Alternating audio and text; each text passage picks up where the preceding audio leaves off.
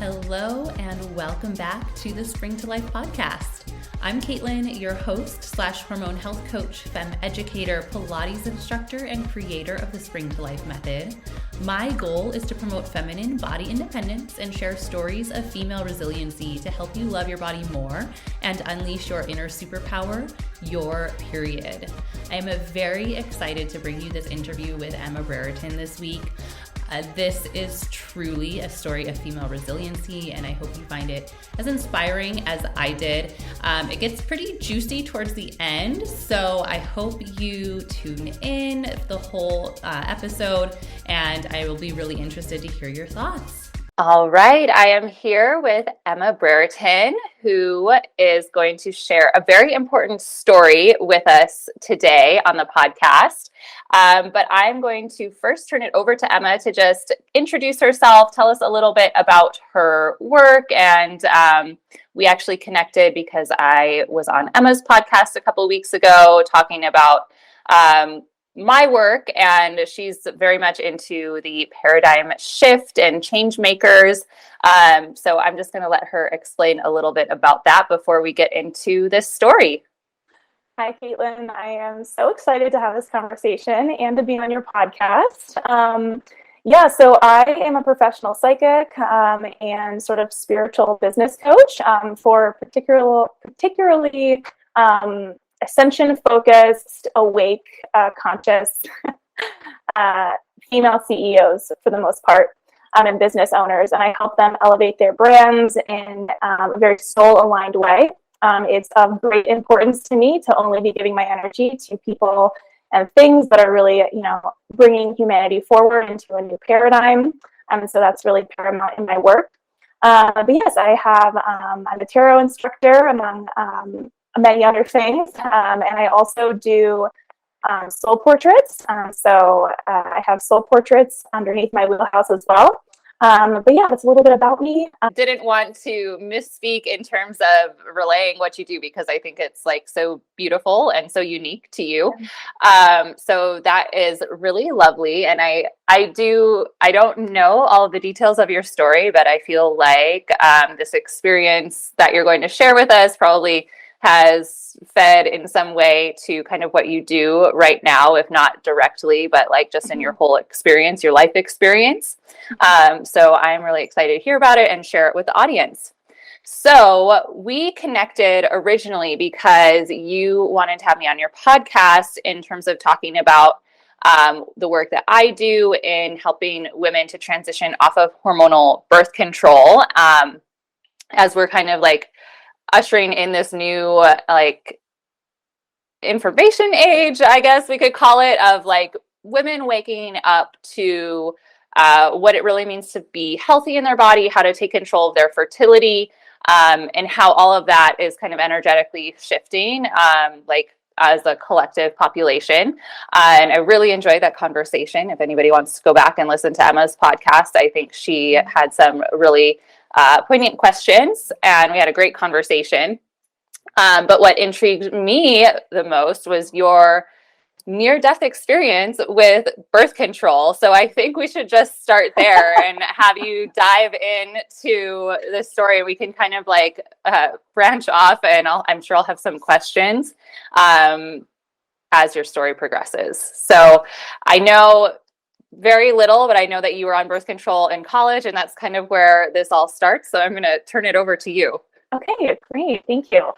Yeah, so clearly, as I mentioned kind of in the intro, spreading awareness around the truth of the world that we live in is very paramount to my soul purpose, and that was very much how we aligned. As a professional intuitive and psychic, I've always been relatively sensitive, but I was very unaware of sort of my sensitivities growing up until sort of a few different awakening processes happened. And so I also want to preface this conversation by saying that I really believe that there were multiple factors going into sort of this experience with birth control. And I say this not to sort of negate the responsibility of, maybe negligent medical professionals or birth control, the problem of birth control itself. But really to also suggest too that there, on some level, I brought this experience to myself on an energetic level, even though I probably was not aware of it at the time, because I was in a really dark place. And I think the kind of the depression that I was under and the, massive anxiety, it may have been contributed to being on birth control. All things that kind of speculative, but there likely could be a connection there. So I just wanted to preface this conversation with that as we kind of dive into the story. So yeah, I got on birth control my junior year of college, and not because I wanted to be on birth control, but rather because my boyfriend at the time wanted me to be on birth control, which is a red flag in itself. And so, yeah, I hopped on birth control and I scheduled a appointment with my gynecologist. And, it was literally during my period, so she couldn't really do an exam. And I remember going in there, and I've always had a real resistance to gynecologists. I think my experiences have always been rather, I don't want to say traumatic, but I've always felt them to not be fully understanding, to not really hold me in sacred space. I always felt sort of this energy of like probing and entering into my personal space to be very uncomfortable, and I didn't really want them there. And the whole thing felt very traumatic, and that's a whole nother deep dive as far as, why women have really poor boundaries when you are have to have some sort of gynecological exam every how many years, and maybe that's not something that is in full integrity or in alignment with you, but you should do it, and so you do it. So that's a whole nother kind of thread. But I got an appointment with my gynecologist purposely on my period because I didn't want to have one of those exams for the reasons I just explained. And so I remember sitting in there, and I remember her look, this attitude of like, why are you wasting my time? Like, what do you want? Like, why are you here? Basically. And I was like, well, she's like, do you want birth control? And I was like, yeah, I do want birth control.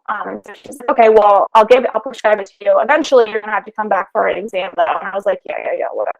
So I get the birth control, right? Because that's what I wanted, with no intention of going back for an exam, but also having zero clue of the problems that are associated with birth control. And those were not highlighted for me whatsoever. And so she put me on the highest dosage and sent me on my merry way. Fast forward a month and a half, I have gained a ton of weight.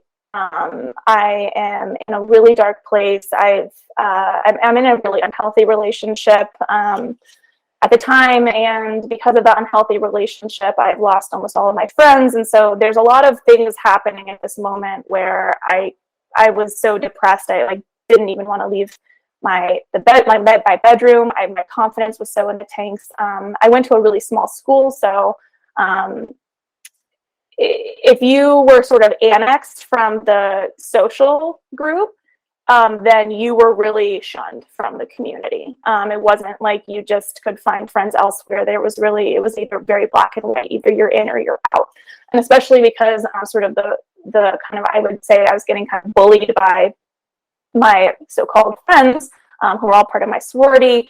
And it was just a really dark time in general. And I also was clearly on birth control. So all sorts of things were happening. I remember also getting way more pimples and stuff like that, which of course is hormonally related, and having no idea, but doing anything for my boyfriend at the time, and in sort of those deep areas of despair, which were rather dysfunctional. So fast forward a month and a half, and I am getting a banana at the local cafeteria before I head to class, and I remember walking around, and my eyesight was blurry, and I it was on my left side, and I was like, that's so weird. Like, why am I like, things are really like, there's an aura around things. This is really strange. And so I was like, okay, maybe it's like, maybe I'm hungover. Like, I need to get to class. So I go to class, and I'm sitting in this amazing class. It was one of my favorite classes, but while I'm sitting there, the eyesight starts getting worse, right? So then I really can't see anything out of my left eye. And it starts happening to my right eye as well. So I'm like squinting, right, to like see the board. And at that point, my heart starts racing. Like, this is really weird. This is not like just hangover symptoms. This is really what's happening here. And as that sort of recognition sinks into my body, I start kind of doing a body check. Okay, what else is going on here? And I realized that in my left hand, there's tingles in my left hand and my whole arm. So I'm sitting there in class, trying to breathe through this, kind of wondering, like, what the heck is going on? And at that point, like, my arm, like, I couldn't hold almost a pencil with my left hand, because I was testing it out. I kept, trying to, shake it out or whatever. So I'm in the middle of this like hour-and-a-half class seminar, and didn't want to make a big issue by like excusing myself from class. So, just kind of slightly, went to use the restroom or something. And I called my boyfriend at the time, like, hey, something really weird is happening. And he's like, well, let's get you to the kind of nurse's station. And so, I, of course, again, as I mentioned, really small school, there was a lot of resistance there because, people talk, the rumor mills just go rampant when, especially if an ambulance comes, because everyone knows everything, everyone knows everyone. And so I was like, a lot of resistance, like, no, we can't go there. So he finally convinces me to go there. And so I walk in, and the kind of nurse that gives me an assessment is like, okay, we don't really know exactly what's going on here. We're going to send you to the local kind of ER. And mind you, this is like a very small town in Ohio, and they send me to the local hospital.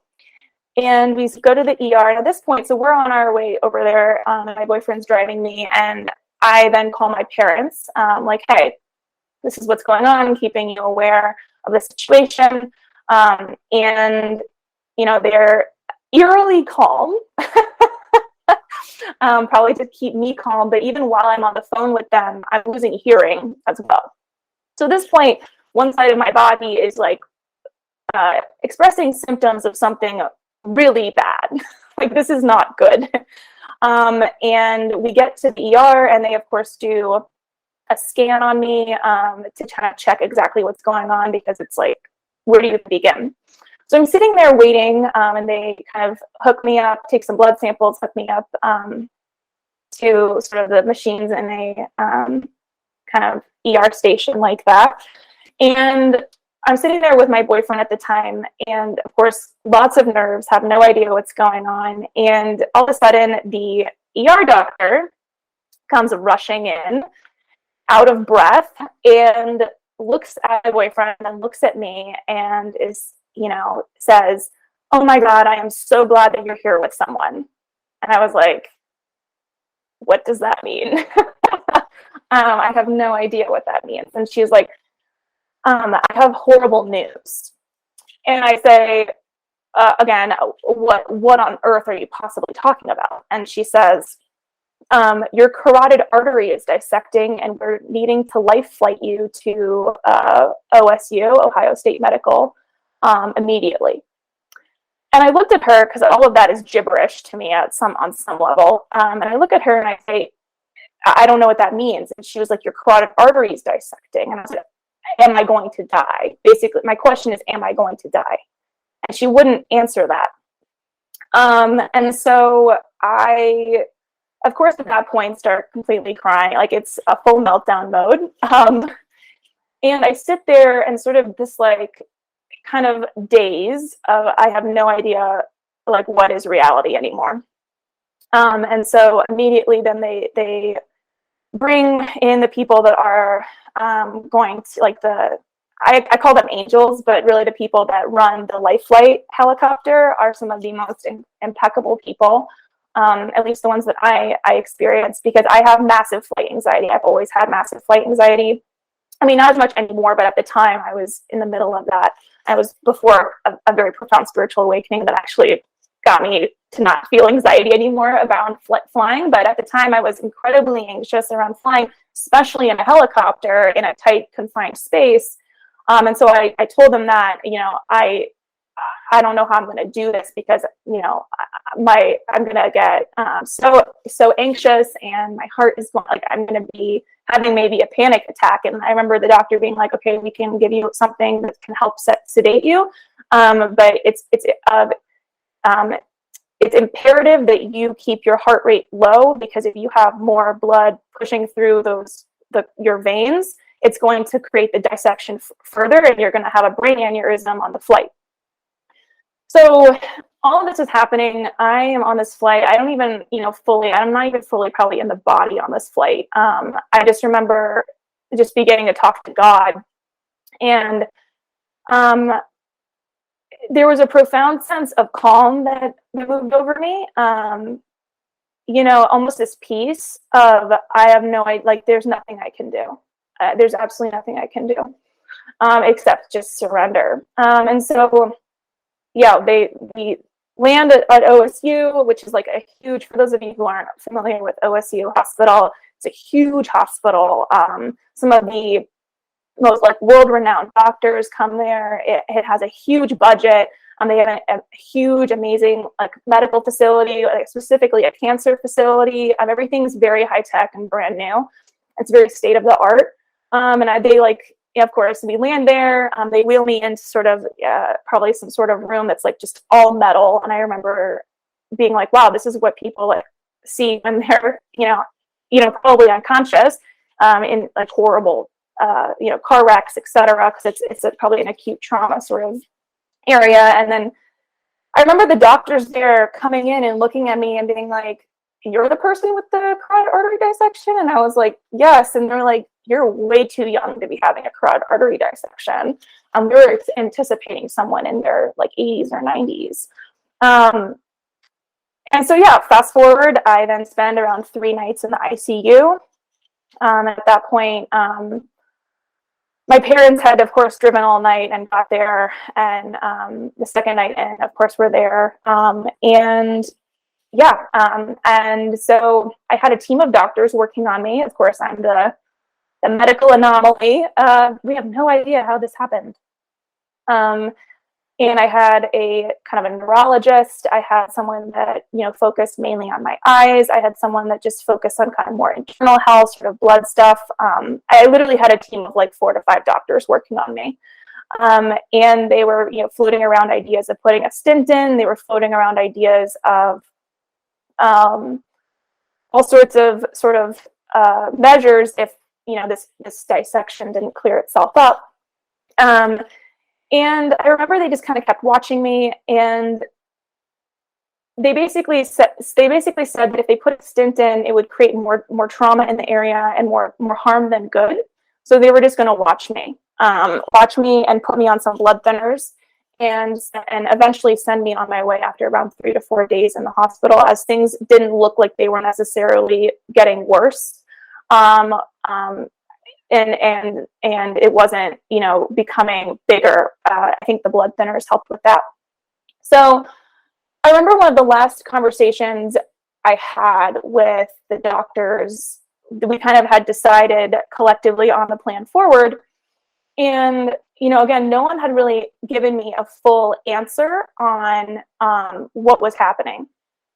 Everyone just kind of, pointing to different directions, and we have no idea. I remember one doctor asking me if I had been punched in the neck recently, and it was not in my immediate memory.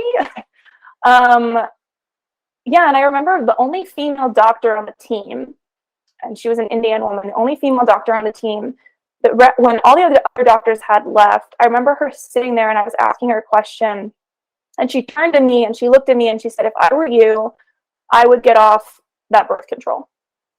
And I said, gotcha, I will. I guess I probably should have prefaced by saying that I've never been a pill person. I've never been on any pills.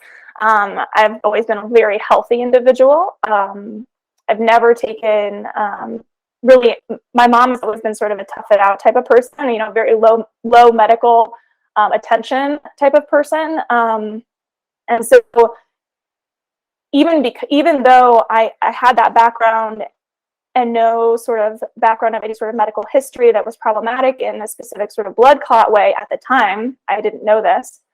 No one could tell me that it was connected to the birth control except for that one doctor who suggested that it was time for me to get off of it.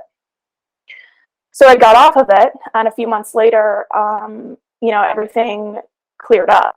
I kept going in for routine visits for them to do sort of, scans around my body for any sort of blood clots, and none were found. And so that kind of concludes the story on some level of my experience with birth control. And clearly, as I realize now, it was due to the birth control, especially as it pertains to sort of creating blood clots or helping to create, I don't know if it's coagulated blood. I don't know the medical terminology for it, but I didn't realize it. Again, no one told me this, but I didn't realize the impact of birth control. But I'm not somebody that is a candidate, I guess, for that type of birth control. So yeah, that kind of concludes my story. Wow. Well, thank you so much for sharing. I got chills at multiple points during your telling of this story.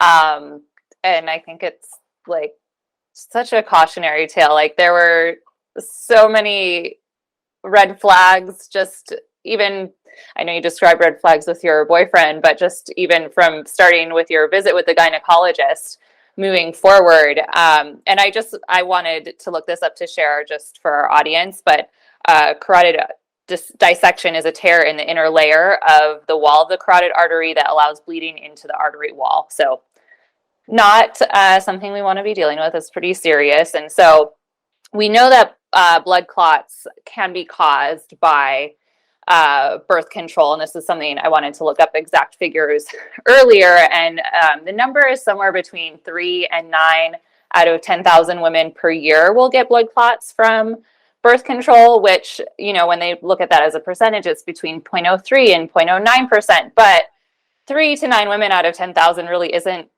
that small of a number to be dealing with a life-threatening condition, especially at such a young age, like to be late teens, early 20s, even into, late 20s, early 30s. So it's like a miracle that you are able to, catch it that soon and get the medical attention that you needed, especially considering you had to also be airlifted to receive the attention that you needed. So I'm so glad that you are here to share this tale. And something that really stood out to me was the lack of, there was no really line of questioning, it seemed, when you were at the gynecologist in terms of assessing your mental state at that time, because this is something that doctors do know, that birth control can exacerbate existing mood disorders. So if you're already anxious or depressed or dealing with some other sort of mood disorder, being on birth control can definitely send you spiraling. And that's honestly something that I experienced with my birth control as well. And nobody really talked to me about that. It wasn't something that I learned until afterwards. But it's such a disservice to the women that are receiving this medical care to not have that discussion, especially when there are so many possible side effects of being on birth control. So I'm curious for you now, I know you said you went and did some follow-up visits. Has there been any lasting effects from that incident, or do you feel that you're completely healthy at this point? So it's interesting. So of course, then I get off birth control, not even being on it for like 2 months. And of course, at that point, I've never been on it since, ever been on it since. And so as far as lasting kind of impacts, none that are kind of from that experience, except from like an emotional standpoint and a spiritual standpoint, as far as sort of the wisdom of seeing sort of the impact of things that we're told are harmless, but without a very discerning and questioning eye around those things that, either it's the EPA or sort of the CDC, always kind of be looking at things from an intuitive, discerning place. But also I had, And the spiritual side of me, you know, I remember being in sort of these experiences with all these people that were also in a really dire situation as I was, and having this moment of a kind of heart opening that there's nothing different between me and that person. And I think an awareness that this could be any of us at any time. And, you know, that idea of other is really just a reflection of self on a very spiritual kind of level. Because I remember thinking in my head, like, there's nothing different from me right now than someone that's told that they have, you know, cancer throughout their body and they have like 24 hours to live. And I remember having to really kind of grapple with and integrate that moment. So as far as sort of the kind of maybe perhaps the emotional and spiritual wisdom that was gleaned from the experience, there haven't been any sort of physical ramifications that I've been aware of. I did feel as though sort of my hormones had been kind of like they needed to be balanced out for sure. And I feel like now I'm far more in like just because I was only on it for even like a month and a half, and thankfully I wasn't on it longer, that sort of evened out eventually. And I feel like I'm in a much better place now. But yeah, I think also the weight gain was hugely traumatic to sense of confidence, and for a variety of reasons. And I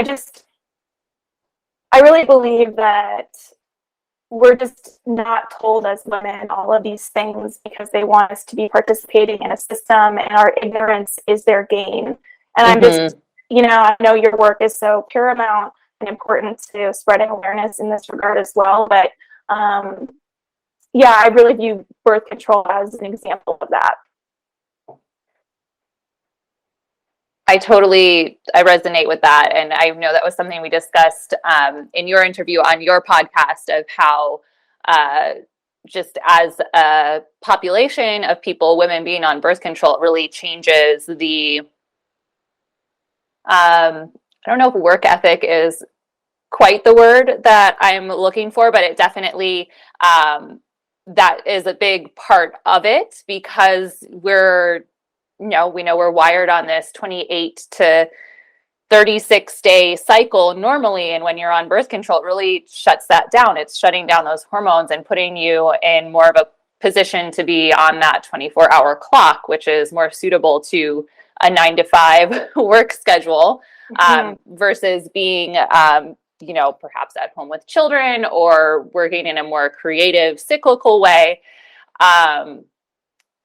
So yeah, I think it's such a realization, and sometimes it's so difficult, because I also feel like as women, did we really have this like clear awareness of that cyclical pattern before birth control became so mainstream? I feel like it's definitely, I think it was more of an innate sense previously, as now we're having to like rediscover it. And of course, we've got more technology and more research and wanting to get more into the science and understanding the different phases a little bit more in depth. But I think like we're really having to like relearn this biological process about ourselves in a new way, as we're kind of like shifting out of this place of everybody being on birth control. So another question that was kind of floating around in my mind this morning as I was thinking about this is, if you had, like, after this experience, if it affected other people around you, and it sounds like maybe it wasn't like a right away, oh, birth control caused this carotid artery dissection. It wasn't like a clear connection right away. So maybe you weren't able to like use that as a cautionary tale right away. But I'm just curious how that maybe affected people around you's thoughts around birth control, maybe their use of birth control. Yeah, that's a really good question. So yeah, the connection to it, I knew intuitively off the bat, though there were, as I mentioned, there were so many different factors playing into the situation. And I would say that to people, right? And people would kind of be like, oh, well, you're that statistic, right? You're that one person. And then, as I've gone through my life, I realized that there's way more people that have had issues with blood clots in regards to birth control than, even the statistic that you mentioned, which I'm not saying that that's incorrect, but I feel like so much of it goes unreported. So much it seemed low when I was reading it. I was like, really? That's the number? Yeah, exactly. Like I even like my, women that I hang out with in my current location, we chat about this stuff all the time. And I know at least 3 people in my current location that I hang out with that had blood clot issues for birth control, which is insane. Wow. But as to your question, that was kind of the response is like, oh, well, you're that statistic, you're that percentage. Or people would then get, well, I think really, especially in college, I feel like birth control, and this is like kind of a critique of the larger society in general, but I feel as though so many of the solutions offered to us are only the Band-Aid to a deeper issue that is causing way more destruction. And the more that we just utilize the Band-Aid, the more that destruction creates a bigger wound in the collective. And I really view birth control as one of those things, and not to say that women can't and shouldn't have the ability and freedom to choose to be on it or not from a place of like pure awareness and, a responsible place. But I do have to say that I really did call into question my sexual habits, and is it really in my highest, holiest, and best good to be sleeping around with people? Is it and especially in college where that is so pushed? And I think that really went at odds with a lot of my friends, because all of a sudden the groups that I was associated with, as I think this is a very classic example of college, but the groups that I was associated with specifically were always very worried about getting pregnant, like to the point of almost paranoia. And I think that they could rely on that idea in their head of birth control to protect them for their sexual escapades. And I'm not here to shame anyone around their sexuality or, sleep with whoever you want. But I think on some level, if it's not being done in a conscious place and it's not being done in a grounded place, it's going to, as I mentioned, create a bigger wound than what you really need to look at as far as what is fulfilling you or maybe not fulfilling you in those sort of sexual relationships. Because I really noticed that with my friend group. It's like, well, I can't get off birth control because I want to be having sex with as many people as I want. More power to you. But I also realized too, through my experience, that you could still do that if you wanted to without having to be on birth control. That there's other ways that no one talks about that are, natural forms of contraception. I know that that's a huge part of the work that you do, Caitlin, was inform people around that. So I thought that was really interesting that happened, not only like my experience happened in such a heightened sexual time, because that was something that, all of my peers around me were constantly worried about becoming pregnant, and even go so far to then they would change, maybe getting hormonal and getting on an IUD. But then so many of them had horrific experiences with an IUD to the point of passing out.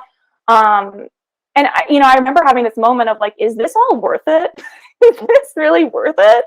Like to sleep with some guy that probably isn't actually even fulfilling you, and also is probably just like, creating a deeper like self-loathing wound in you because you have not healed certain aspects of yourself and you're seeking external validation in this way. And then you're going and getting an IUD and you're passing out and you're having horrible menstrual cramps, and you're so dysregulated from your body. And it's like, is this actually a solution? And it came to my awareness, it's like not a solution,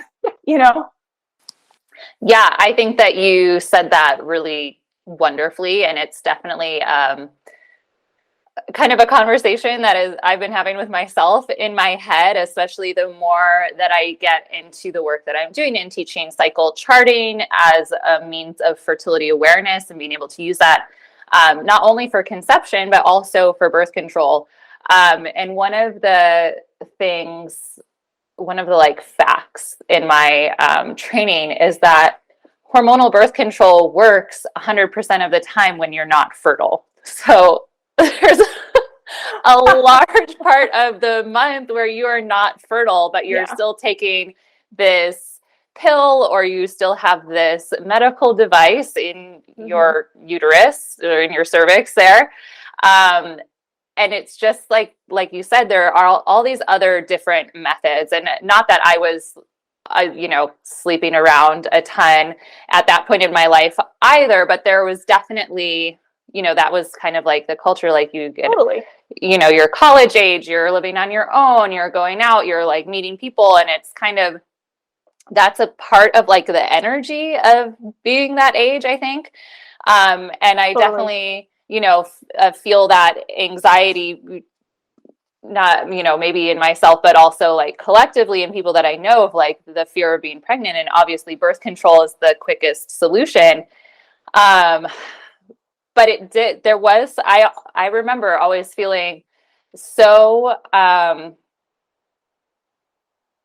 uneasy about it, or like even uneasy myself in those situations of, is this really what I want? And it's kind of like, you have to be able to really stand in your own authenticity in order to like figure that out. And I don't know, thinking back now, if I had the knowledge I have now, would I have been able to like implement it confidently to use it, or did I have to go through all of my trials and tribulations and that experience in order to get to this place? But I do really hope that moving forward for future generations, that they're able to have this knowledge and be able to make that informed decision. And I know I also have like kind of read and heard that even like with Gen X, they're not as interested in going out and like the hookup culture that was like so pervasive, I think, in our generation. And we also came up with like all of the apps like Swipe Right and Tinder, and it became like such a part of our generation. But I really do hope that starts to shift in the direction of being more in tune with our cyclical nature and being able to, just feel more authentic, because I think that's also another part of it. When you're taking birth control, it really changes you chemically. Like you discussed with your mood, I did not feel like myself. I had a hormonal IUD for 5 years, and the whole time I really didn't feel like myself, but it wasn't until I got it removed that I was like, oh yeah, this is what it feels like to be me. And that was like a huge part of my journey of becoming and doing what I do now, because I was like, oh my gosh, how many women are walking around not feeling like their fullest self? Kind of dissociated. Yeah. It's really wild that has become such the norm for our society. Yeah, I completely agree. And that was sort of something we chatted about on my podcast. And you made a brilliant point of you realizing that you were not supposed to feel the same every day.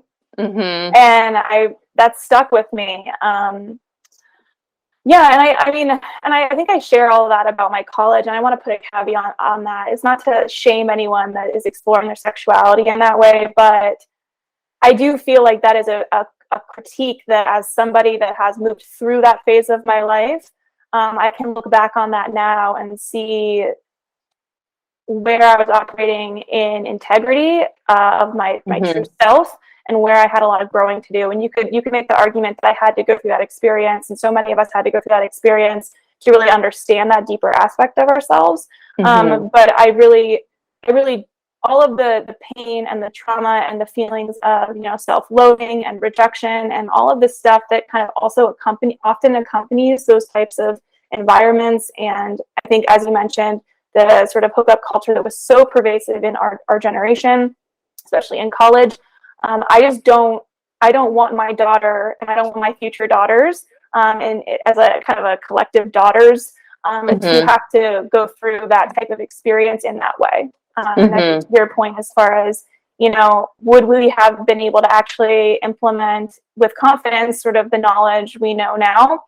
I don't know, but I'd rather have my daughters and our future generation of women have that information in their arsenal, so to speak, so that they can make really conscious decisions around not only who they're sleeping with and who they're partnering with, but also just understanding the sacredness of their body.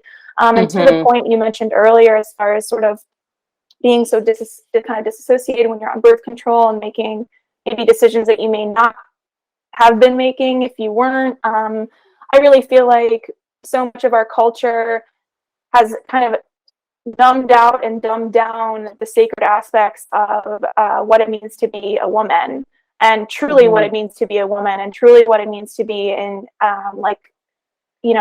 in your different cycles and phases, and how it connects to the moon and all of these things. And to the point where I feel as though on some level, who would want to be a woman if you don't even understand how sacred your body is?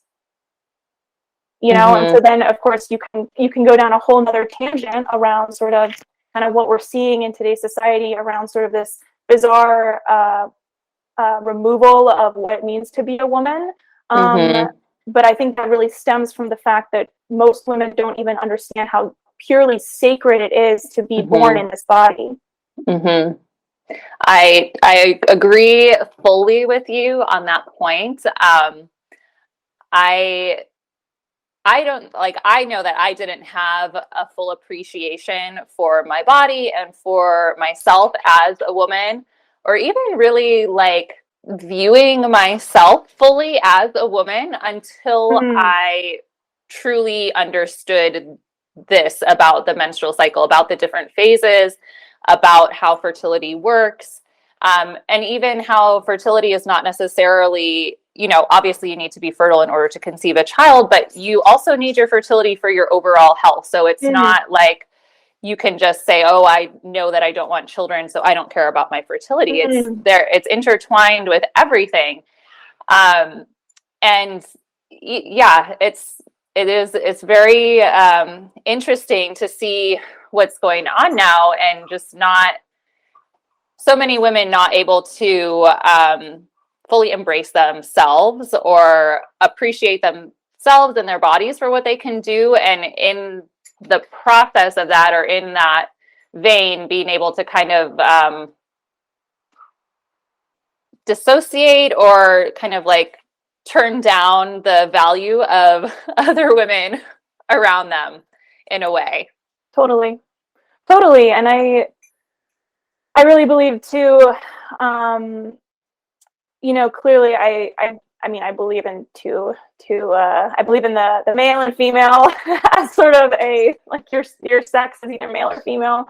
I'm sure people can either pick up on that as far as kind of my comment earlier, but just wanting to be really clear about that. And clearly there's kind of a spectrum of, you could be a female, but really have more masculine traits as far as femininity and masculinity. Or likewise for a male, but I really do believe that there's only male and female. And I think to that point, like, even understanding what like the masculine archetype is and what the feminine archetype is too is completely lost in our current society. And it's been on some level obliterated and bastardized and changed and morphed into something that's so toxic on some levels and so inverted on others that at some point we have no idea. And it really comes back to sort of having to have that kind of, as you mentioned, kind of going back to self and intuitive nature, and almost like to the point of like, even for a woman, like the health associated, you might not want to have kids, but it's still important for you to be aware of your fertility and your cycles, etc., as far as your general health is concerned. I think that in terms of losing like the value of the archetypes, I think that does go back to birth control. And this is kind of I feel like we've kind of discussed this a little bit, even on your podcast, but like taking that cycle away from the women and putting them into this more masculine schedule really kind of devalues what the cycle could do for the women and also for the relationship of the man and the woman. And I think, don't necessarily I guess I do consider myself a feminist, but I would have to define it on my own terms. I have Me my own too. definition of feminism, because I've never really been on board with the mass feminism, because this is a good example, because my boyfriend was a tanker in the Army. And when he was in combat, women were not allowed to be tankers. Now they are. And, if there's a woman out there that wants to be a tanker, I'm not going to stand in her way and stop her. Probably shouldn't if she's driving a tank. Right? I'm not going to stand in her way. But yeah. To my boyfriend's point, there is an instinct in the male nature to protect the woman. So to him, having a woman in that team of 4 on the tank is dangerous, because they're going to step out to protect her in place of maybe performing their initial mission or initial role. And, I think that there's obviously like big arguments on either side of that. And I'm not trying to, I think maybe I did just put myself out there with that.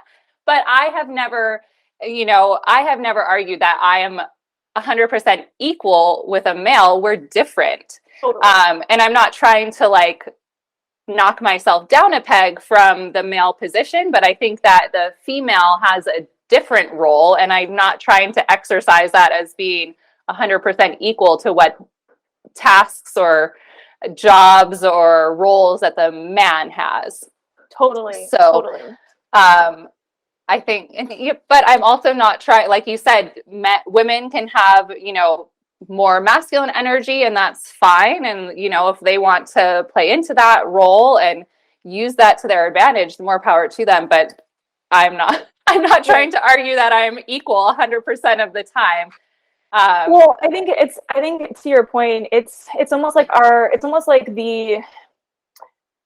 the problem that has been created is not so much equality, but rather the idea that women need to become men in order to be equal. I think that's basically what you're saying. And I think I completely agree. And it's this idea that in order for you to be equal, you have to become the man, instead of really fully embracing your own sacred power that is inherently, like, as far as kind of the dichotomy, kind of the yin yang, like, of the world, women being in sort of that feminine energy and that polarity, and then the masculine polarity is essential for kind of harmony to exist. There has to be those poles, and then everything in between, but those poles have to stand there. And to your point, part of like what makes, at least what I love so much about sort of my cycle, and specifically its connection to the moon, and my intuition flows so beautifully. And I think an intuition is so inherently feminine in nature. And again, one of our, even if you're not as woo-woo as, as someone like me potentially, and you're not like doing psychic work necessarily, you still have an intuition. You still have some sort of, gut feeling around things. And I think that's another part of women that, no one talks about. Or even just like, femininity perhaps. But it goes to say, like, in sort of you could call it the patriarchal world. I like to call it the patriarchal world, but to your point, it's like even the word feminism is so drenched in so much dogma and like crap, and the whole thing is so nuanced.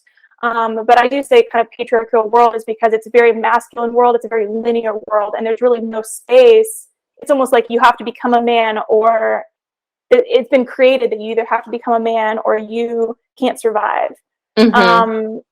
You have to operate like a man. You have to think in scientific terms. You have to think of like how you can quantify things and like strategic and like, and I'm not probably even articulating that correctly, but it's basically like in the linear, like in order to be successful in our current society, the society is crumbling. But that society is, you have to be linear. You have to operate in that in order to be successful. And there's no room for you to be feminine. And that's what we're shifting that, we're shifting that as we're changing the paradigm.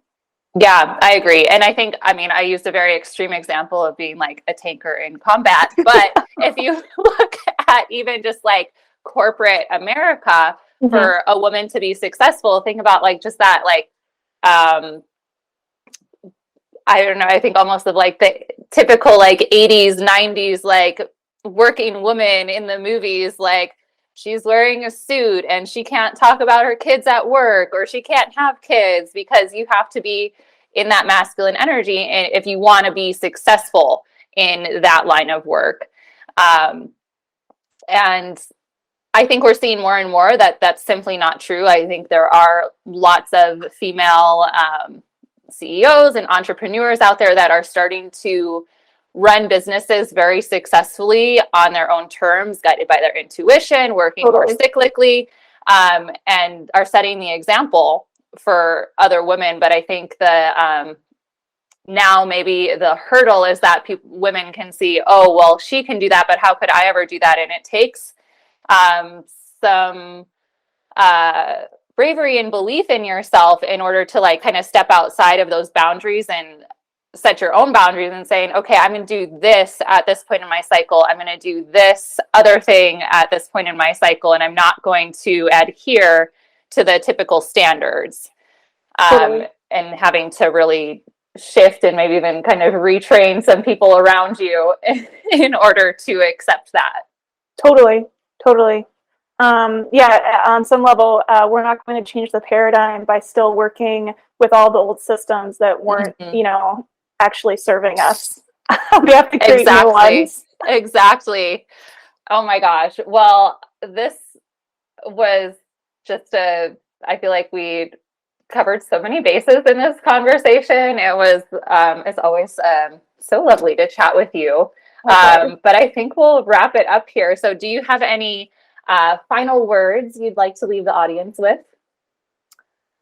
So I really would encourage anyone listening to this to really think on and recognize the ways in which they are cycle breaking for their entire lineage and generation.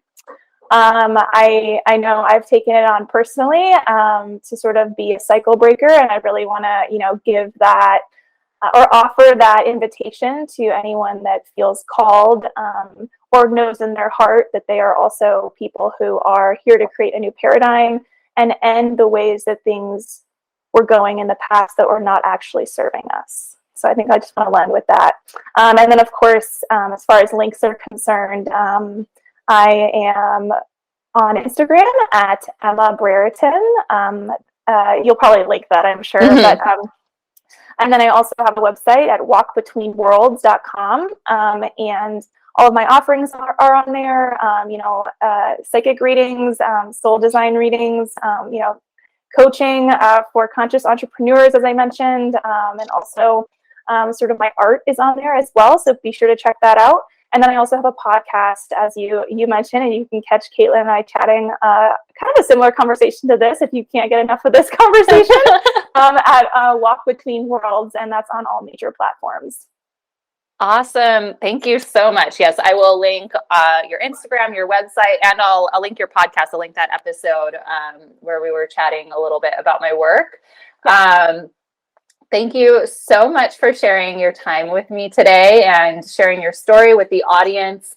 I know that it's going to be so impactful, and I feel so gracious that you have been able to be here. I know, I'm all smiles. Thank you so much for having me, Caitlin. This was really fun. Wow. Okay. Thank you so much for tuning into the Spring to Life podcast. I really hope that you found that conversation as eye-opening and thought-provoking as I did. Whether or not you completely agree with the opinions expressed, I think that it definitely adds some some food for thought to the overall conversation and perhaps may influence your decisions moving forward in terms of how you choose your contraception. Please check out the show notes for any resources mentioned in this episode, any ways to connect with Emma, and also link the episode we discussed from her podcast. And she has also just enlightening, delightful conversations on her show in general. So I highly recommend checking out Walk Between Worlds with Emma Brereton. If you are interested in learning to take charge of your cycle naturally and want to learn cycle charting as a form of contraception, I am currently taking on a limited number of new clients. So I will also link the application link in the show notes as well. If that's something you're interested in learning more about, you can schedule a free quick call to go over the details and see if that is a good fit for you. Otherwise, I would love to know if you resonated with this conversation or if you learned something new. Please share, tag me in your Instagram stories. I'm at Spring to Life Method.